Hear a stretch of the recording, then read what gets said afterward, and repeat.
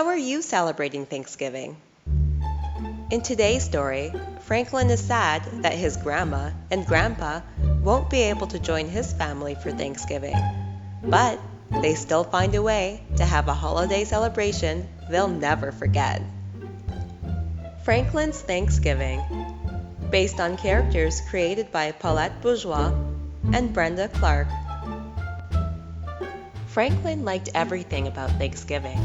He liked eating pumpkin fly pie and cranberry jelly. He liked making cornucopias and corn husk dolls. But most of all, he liked having his grandma and grandpa come for dinner. It was the family tradition, and Franklin could hardly wait.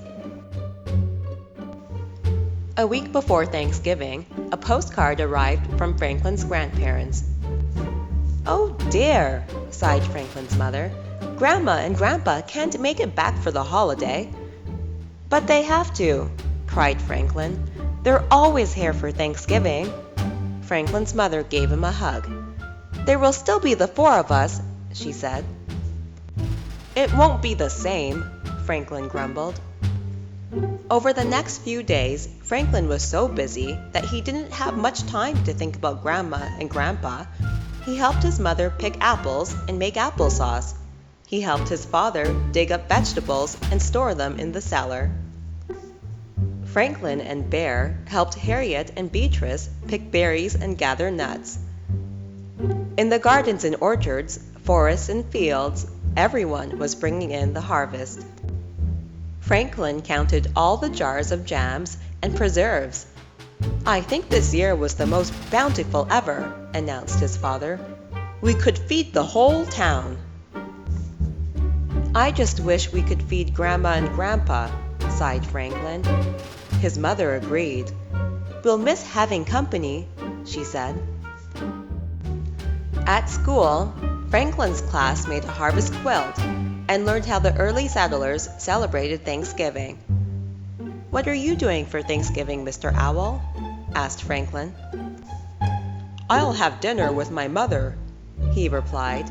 "Our relatives can't visit this year." "Ours neither," said Franklin. Then he had an idea.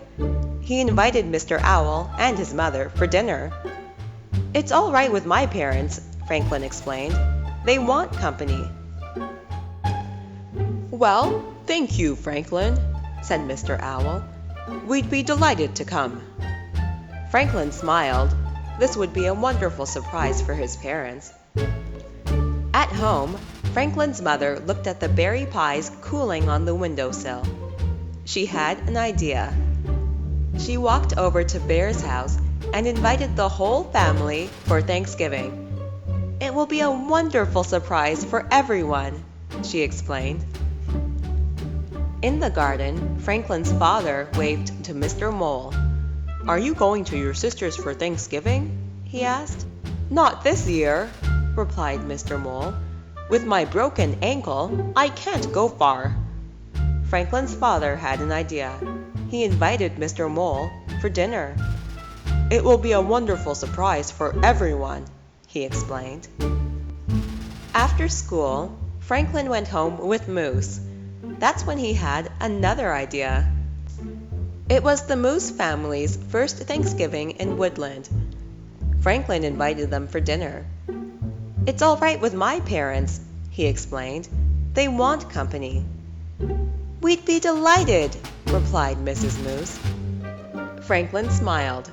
His surprise was getting bigger and bigger. On Thanksgiving morning, Franklin got up early to help with dinner. He stirred soup and shucked corn. Then he set the table for 9. Franklin's father counted the place settings. He shook his head and reset the table for 5. Franklin's mother looked at the table.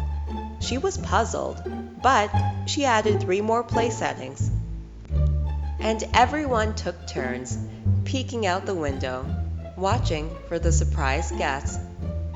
Mr. Owl and his mother were the first to arrive. "Surprise!"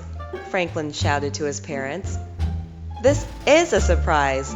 they exclaimed. Then Franklin saw the bear family and Mr. Mole. Now everyone was surprised. All the guests crowded inside, holding platters and bowls heaped high with food.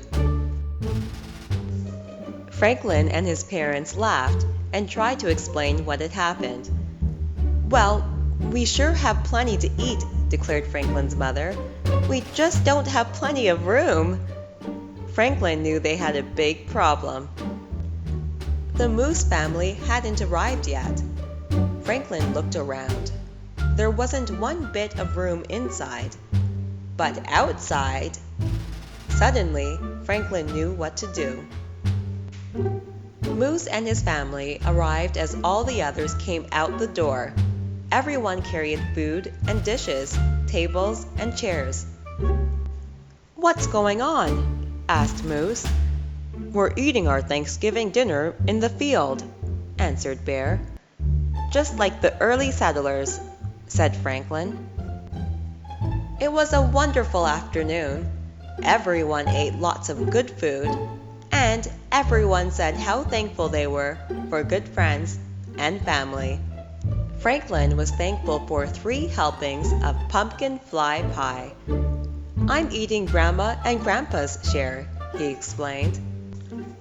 Soon the sun was setting, and it was time to go home. "This was a wonderful day," said Franklin's mother. Franklin agreed. "Let's do it again next year," he said. Everyone laughed and cheered. Grandma and Grandpa phoned later that night, and Franklin told them all about the new Thanksgiving tradition. They promised that next year they wouldn't miss it for anything. Franklin smiled. He might not get 3 helpings of pumpkin fly pie next year, but he knew he'd still be thankful.